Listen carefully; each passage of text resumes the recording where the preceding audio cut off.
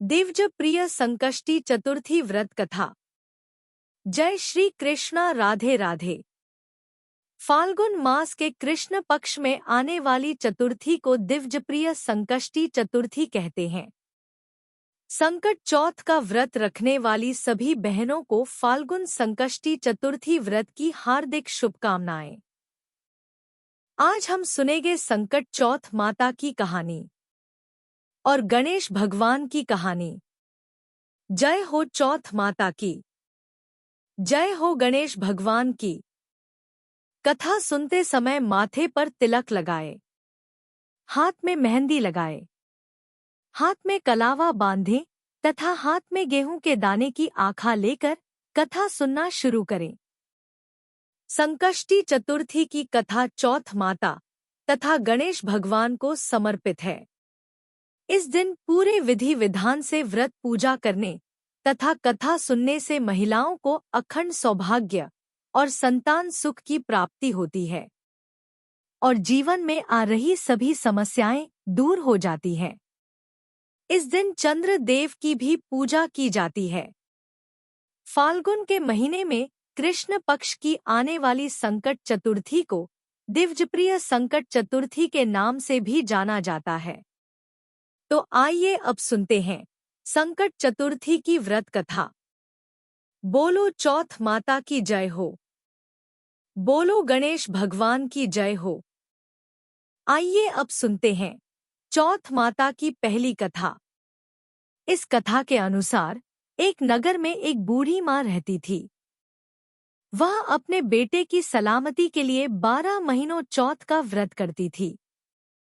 हर चौथ पर वह पंसारी से थोड़ा सा गुड़ और घी लाकर 4 लड्डू बनाती, एक बेटे को दे देती, एक से पूजा करती, एक हथकार के लिए निकालती और एक जब शाम को चंद्रमा उदय होता तो चंद्रमा को अर्घ्य देने के बाद में उससे व्रत का पारण कर लेती थी। दोनों का गुजर बसर अच्छे से हो रहा था। एक बार उसका बेटा ताई से मिलने के लिए गया। उस दिन ताई ने भी वैसा ही चौथ माता का व्रत रखा था। तो उसने ताई से पूछा कि मेरी माँ तो 12 चौथ का व्रत करती है। तो उसकी बात सुनकर ताई बोली कि तेरी माँ तेरी कमाई से घी का तरमाल खाने के लिए हर महीने चौथ का व्रत करती है। अगर तू परदेश चला जाए तो वह एक भी चौथ का व्रत नहीं करेगी।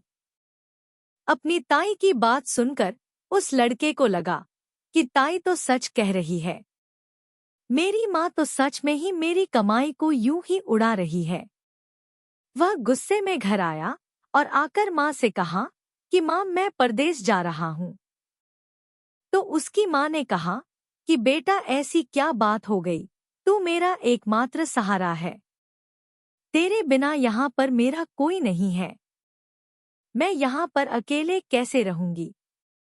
तो वह बोला कि माँ तू मेरी कमाई तो खाने पीने में ही उड़ा देती है और बहाने बनाती है कि तू मेरी सलामती के लिए 12 महीनों चौथ का व्रत करती है। मुझे सब कुछ पता चल गया है, इसीलिए मैं परदेश जा रहा हूँ।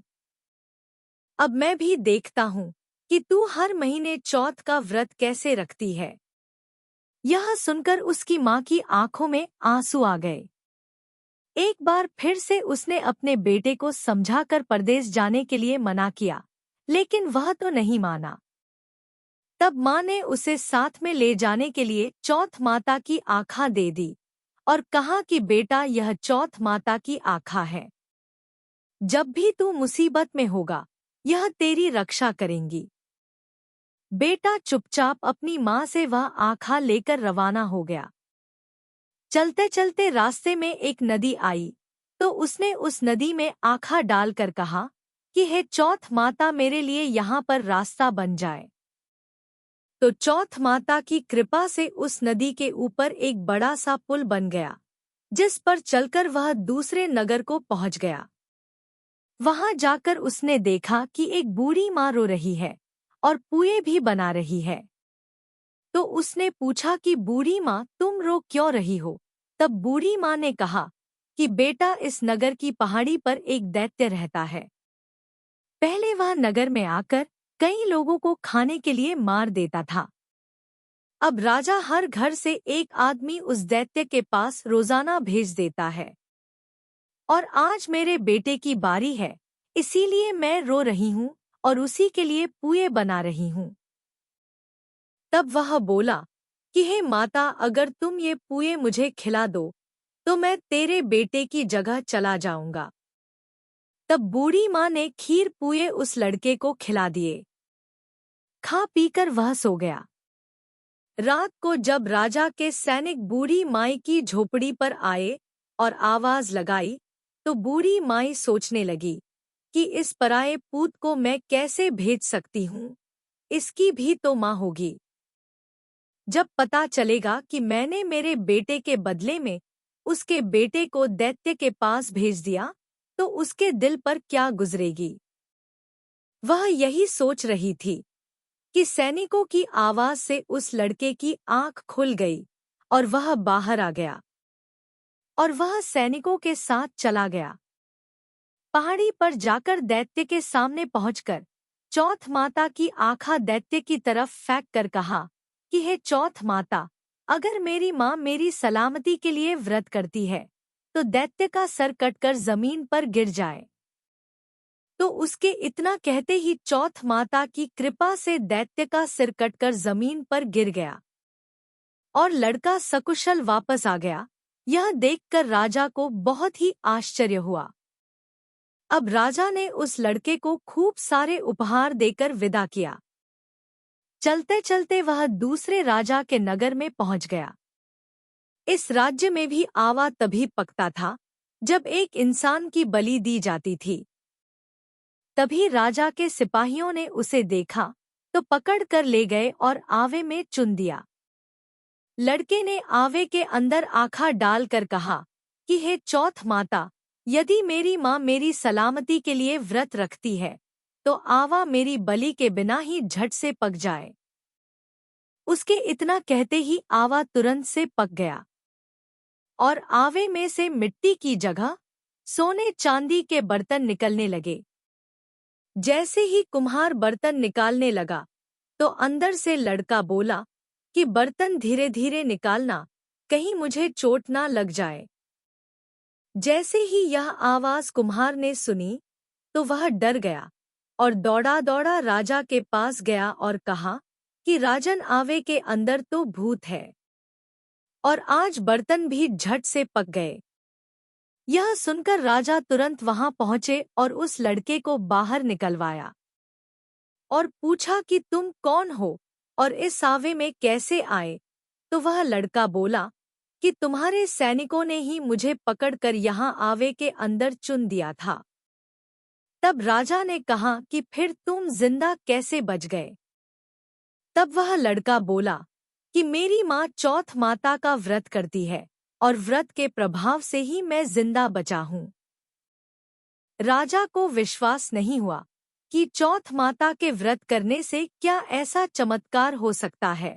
तो वह लड़का बोला कि हे राजन, आप मेरी कठिन से कठिन परीक्षा ले सकते हो, फिर तो आपको विश्वास हो जाएगा कि मेरी माँ मेरी सलामती के लिए व्रत रखती है और इस व्रत के प्रभाव से ही मैं हर मुसीबत से बच जाता हूँ।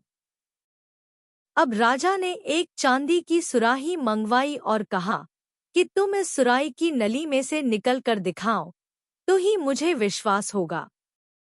लड़के ने चौथ माता को याद करते हुए आँखा सुराही में डाली और कहा कि मैं भंवरा बनूं, सुराही में से निकलूं। तो लड़का भंवरा बनकर सुराही में से निकल गया। यह देखकर राजा को विश्वास हो गया कि सच में तेरे ऊपर तो चौथ माता की कृपा है। तो राजा ने खुश होकर अपनी बेटी की शादी उसके साथ करवा दी और सभी लोगों को चौथ माता का व्रत करने को कहा। ऐसा करते करते कई महीने बीत गए। अब उसे अपनी माँ की याद आई। उसने राजा के पास जाकर कहा कि मैं मेरे नगर जाने की सोच रहा हूँ। तो राजा ने रथ, घोड़ा, हाथी और खूब सारा दान दहेज देकर उसे विदा कर दिया। चौथ के दिन वह अपने नगर पहुंच गया। वह अकेला पंसारी के यहाँ माँ का इंतजार करने लगा। थोड़ी देर इंतजार किया। बाद में सोचा कि आज तो चौथ माता का व्रत है, मेरी माँ यहाँ जरूर आएगी। थोड़ी ही देर बाद में लकड़ी टेकती हुई उसे अपनी माँ आती हुई दिखाई दी। उसकी माँ को आंखों में जाले आने के कारण दिखाई देना कम हो गया था, तो लड़के ने जानबूझकर अपना पैर लकड़ी के लगा दिया और कहने लगा कि पले तेरे पूत, लाठी मेरे पैर के लगा दी।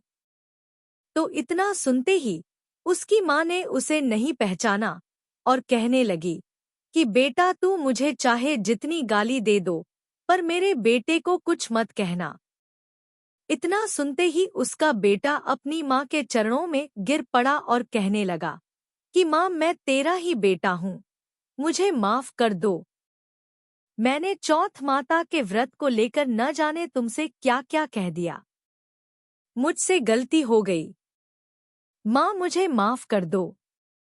इतना कहते ही उसकी माँ ने उसे गले से लगा लिया और रोने लगी, कहने लगी कि बेटा फिर से कभी मुझे अकेला छोड़कर मत जाना। तो वह बोला कि नहीं माँ, अब मैं तुम्हें छोड़कर कभी नहीं जाऊंगा। देखो मैं तुम्हारे लिए क्या लेकर आया हूँ। यह कहकर उसने अपनी पत्नी को आवाज लगाई, तो उसकी पत्नी ने आकर अपनी सास के चरण स्पर्श किए। इतना सारा दान दहेज और शादी करके आया तो गांव वालों ने विश्वास नहीं किया कि यह बुढ़िया माँ का ही बेटा है। तो बूढ़ी माँ ने चौथ माता को याद करके कहा कि हे चौथ माता, यदि मैं अपने बेटे के लिए व्रत करती हूँ और यह मेरा ही बेटा है, तो मेरे स्तन दूध से भर जाएं और उसकी धार मेरे बेटे की दाढ़ी पर और बहू की साड़ी पर गिरे। चौथ माता की कृपा से ऐसा ही हुआ। तब गांव के सारे लोग चौथ माता की जय जयकार करने लगे। उसी दिन से नगर के सभी लोग चौथ माता का व्रत करने लगे। हे चौथ माता, जैसे आपने बूढ़ी माँ और उसके बेटे की सहायता की, वैसी हमारी भी करना। कहानी कहने वाले की, सुनने वाले की और हुंकारा भरने वाले की सहायता करना। सभी पर अपनी कृपा दृष्टि बनाए रखना। बोलो चौथ माता की जय हो सके तो लड़कियां भी चौथ माता का व्रत करें और पूरे 12 महीनों की चौथ माता का व्रत करें। अगर संभव नहीं हो तो 4 बड़ी चौथ का व्रत करें। अगर इतना भी ना हो तो 2 चौथ का व्रत तो हर महिला को अवश्य करना चाहिए। हे चौथ माता, जैसे आपने बुढ़िया माई को दिया वैसा ही सबको देना, जैसा उसके बेटे को दिया वैसा सबको देना। कहानी सुनने वाले को, कहानी कहने वाले को, हुंकारा भरने वाले को सभी को देना। आइए अब सुनते हैं चौथ माता की दूसरी कथा, गणेश भगवान की कथा। बोलो गणेश भगवान की जय। बोलो चौथ माता की जय। आइए अब हम सुनते हैं गणेश भगवान की व्रत कथा। एक समय की बात है, एक नगर में एक राजा राज्य करता था। वह राजा बहुत ही पराक्रमी और धर्मात्मा था। वह राजा दीन दुखियों की खूब मदद करता था और अपने नगर में कुएं, बावड़ी, तालाब, धर्मशाला, गौशाला आदि नगर में जगह जगह पर बनवा रखी थी, ताकि नगर वासियों को किसी प्रकार की कोई परेशानी नहीं हो। पूरे नगर वासियों को कोई चीज की कमी नहीं थी। अगर कोई प्रजा की समस्या होती तो राजा उन्हें जल्दी ही हल कर देता। राजा अपनी प्रजा से बच्चों की तरह प्यार करता था तथा प्रजा भी अपने राजा से बहुत प्यार करती थी। पूरे नगर की प्रजा अपने राजा से बहुत ही संतुष्ट और सुखी थी। उसी नगर में एक अत्यंत सज्जन ब्राह्मण रहते थे। उनका नाम था विष्णु शर्मा। विष्णु शर्मा के 7 पुत्र हुए।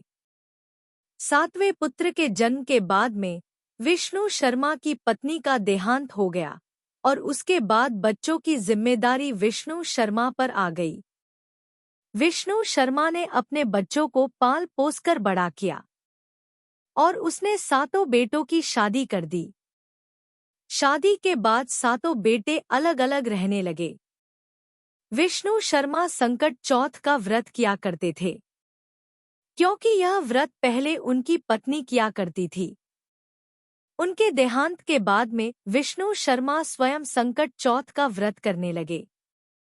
वे हर साल बड़े ही श्रद्धा भाव से चौथ माता का व्रत करते, कथा सुनते तथा पूरे विधि विधान से पूजा अर्चना करते थे।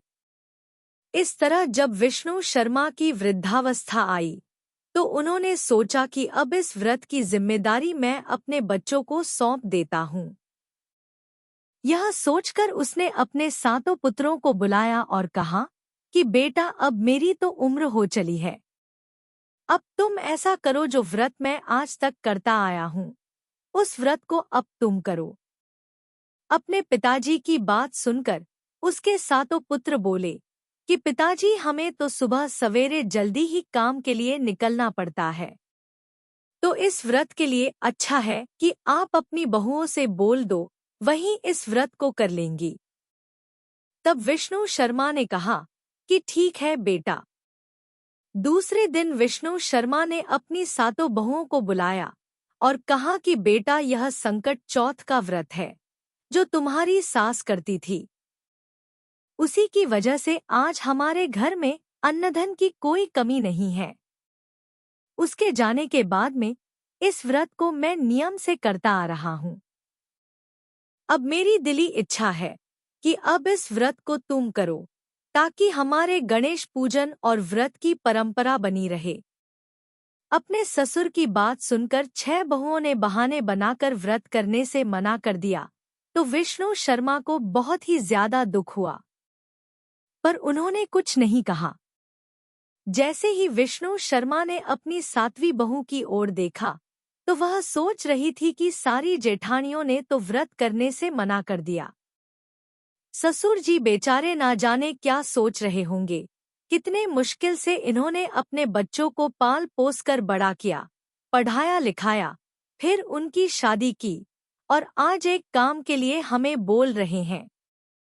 अगर मैं भी मना कर दूंगी तो उनके दिल पर क्या बीतेगी। तो छोटी बहू ने व्रत करने की हाँ कर दी।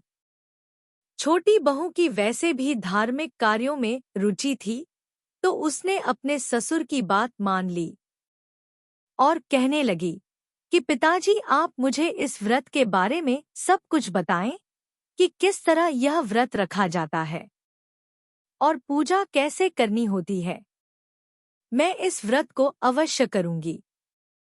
छोटी बहू का उत्तर सुनकर विष्णु शर्मा बहुत ही प्रसन्न हुए और उसने अपनी बहू को व्रत की सारी विधि बतला दी। 2 दिन के बाद ही संकट चौथ का व्रत था। छोटी बहू ने बड़ी ही श्रद्धा से व्रत की सारी सामग्री लेकर आई। फिर उसने व्रत वाले दिन सुबह जल्दी उठकर स्नान किया और व्रत का संकल्प लिया और घर के मंदिर में पूजा पाठ करके घी का दीपक जलाया और उसके बाद में सूर्य देव को जल से अर्घ दिया। दोपहर में पूरे श्रद्धा भाव से चौथ माता की व्रत कथा सुनी। बाद में शाम के समय भोजन बनाकर अपने ससुर को भोजन करवा दिया और खुद चंद्रमा उदय होने का इंतजार करने लगी। तभी अचानक से उसके ससुर जी की तबीयत बिगड़ गई और उनके कपड़े खराब हो गए और उन्हें बहुत ही जोरों से बुखार आ गया। यह देखकर उसकी छोटी बहू थोड़ी घबरा जरूर गई, लेकिन बिल्कुल भी गुस्सा नहीं किया। उसने बड़े श्रद्धा भाव से अपने ससुर की सेवा की, उनके सारे कपड़े बदलवाए और उन कपड़ों को खुद ही धोकर सुखाया। जब उसके ससुर जी की तबीयत में कुछ सुधार हुआ तो वे भी आराम से सो गए। तो छोटी बहू फिर से स्नान करके आई और गणेश भगवान की पूजा अर्चना की। उसके बाद में चंद्रमा को अर्घ देकर बड़े ही श्रद्धा भाव से व्रत का पारण किया। सच्चे मन से पूजा और ससुर की सेवा दोनों में इतनी श्रद्धा भक्ति देखकर गणेश जी उस पर बहुत ही प्रसन्न हुए। गणेश जी की कृपा से उसके पति को अच्छी नौकरी मिल गई और उनके घर में खूब धन धान्य हो गया। जब उसकी जेठानियों को इस बात के बारे में पता चला तो वे अपने ससुर से क्षमा मांगने के लिए आई और कहने लगी कि पिताजी, हम तो मूर्ख हैं, अज्ञानी हैं, धर्म कर्म के बारे में कुछ नहीं जानते, इसीलिए हमें माफ कर दो और संकट चौथ के व्रत की पूरी विधि हमें बताओ। हम भी बड़े श्रद्धाभाव से इस व्रत को रखना चाहते हैं। अपनी बहुओं में आए बदलाव को देखकर विष्णु शर्मा बहुत ही प्रसन्न हुआ और उसने अपनी बहुओं को व्रत की सारी विधि बताई। व्रत का सारा विधान जानकर सारी बहुओं ने व्रत का संकल्प लिया। उसके बाद सातों बहुओं ने संकट चौथ का व्रत बड़े ही श्रद्धा भाव से किया। गणेश भगवान की कृपा से उन सातों बहुओं को बहुत ही सुंदर पुत्रों की प्राप्ति हुई। श्री गणेश जी की कृपा से सभी का स्वभाव सुधर गया और सारे के सारे मिलजुल कर रहने लगे।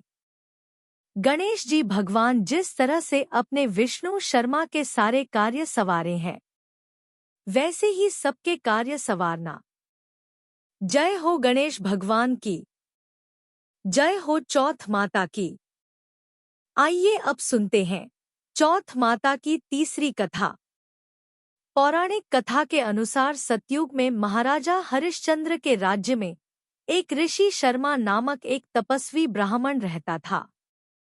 अपने पुत्र के जन्म के बाद ब्राह्मण की मृत्यु हो गई। अब उस पुत्र के पालन पोषण की जिम्मेदारी उसकी विधवा मां पर आ गई। वह विधवा ब्राह्मणी भिक्षा मांगकर अपने घर को चलाती थी और अपने छोटे से शिशु का पालन पोषण करती थी। उसी नगर में एक कुम्हार भी रहता था। वह मिट्टी के बर्तन बनाता, लेकिन हमेशा ही उसके बर्तन कच्चे रह जाते थे, जिसकी वजह से कुम्हार बहुत ही परेशान रहता था। एक दिन उसने परेशान होकर एक तांत्रिक से पूछा कि मेरे आंव के बर्तन कच्चे क्यों रह जाते हैं, पकते क्यों नहीं हैं? इसका कोई समाधान बताएं। तब उसकी बात सुनकर तांत्रिक ने उससे कहा कि तुम ऐसा करो, किसी बच्चे की बलि दे दिया करो। तो अगले दिन कुम्हार ने घड़ों को पकाने के लिए एक बच्चे की बलि देने की सोची। उस दिन संकट चौथ का व्रत था। विधवा ब्राह्मणी ने अपने पुत्र के लिए संकट चौथ का व्रत रखा था। इसी बीच उसका पुत्र श्री गणेश जी की मूर्ति को अपने गले में डालकर खेलने चला गया। जाते समय उस कुम्हार ने उस बालक को पकड़ लिया और घड़े पकाने वाली आव में उसे डाल दिया। इधर उसकी माता अपने पुत्र को ढूंढने लगी और अपने पुत्र के ना मिलने पर वह विधवा ब्राह्मणी बुरी तरह से रोने लगी और गणेश जी से प्रार्थना करने लगी कि मेरा बच्चा ना जाने कहाँ है, किस हाल में है। हे गणेश जी भगवान, तुम ही उसकी रक्षा करना। रात बीत गई, सुबह हो गई, पर उसका बेटा घर नहीं आया। सुबह होते ही जब कुम्हार पके हुए बर्तनों को देखने के लिए आव के पास गया तो वहां जाकर देखा कि उसमें तो पानी भरा हुआ था और उसके अंदर एक बालक बैठकर खेल रहा था।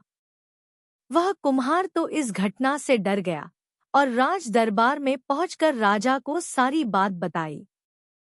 तब राजा ने अपने मंत्रियों को भेजा ताकि वह पता लगा सके कि यह पुत्र किसका है और कहां से आया है। उस बालक को पकड़कर राजा के सैनिक राज दरबार में ले गए और फिर ऐलान करवाया कि किसी का बच्चा है तो वह आकर ले जाए। जब विधवा ब्राह्मणी को अपने बच्चों के बारे में पता चला तो वह तुरंत लेने के लिए पहुंच गई। राजा ने उस ब्राह्मणी से पूछा कि ऐसा चमत्कार कैसे हुआ, तो वृद्ध ब्राह्मणी ने हाथ जोड़कर राजा को प्रणाम करते हुए कहा कि हे राजन, मैं कुछ नहीं जानती। मैं तो अपने बच्चों की मंगल कामना के लिए संकट चौथ का व्रत रखती हूँ और चौथ माता ने ही मेरे बच्चे की रक्षा की है। तब यह बात सुनकर राजा बहुत ही प्रसन्न हुए और फिर ऐलान करवाया कि हर बेटे की मां संकट चौथ का व्रत किया करे। कहा जाता है कि तभी से महिलाएं अपनी संतान व घर परिवार और अपने अखंड सौभाग्य के लिए संकट चौथ का व्रत करने लगी। इस कथा को हर माह में आने वाली संकट चौथ व्रत कथा में अवश्य सुननी चाहिए। बोलो चौथ माता की जय। आइए अब सुनते हैं चौथ माता की चौथी कथा, गणेश भगवान की कथा। बोलो गणेश भगवान की जय।